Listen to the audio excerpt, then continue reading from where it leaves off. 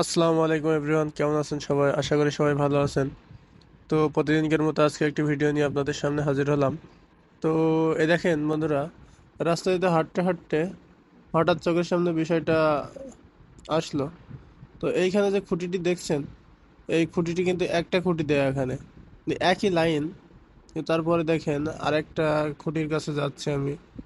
তো এইখানে একটা খুঁটি, তার কিন্তু একই বন্ধুরা। বাট এই যে সামনে যে এই খুঁটি দুটো দেখছেন, এইখানে দুটো খুঁটি। এখন এইখানে দুটো খুঁটি আর ওইখানে একটা খুঁটি কি জন্য ব্যবহার করেছে এটাই বুঝতেছি না।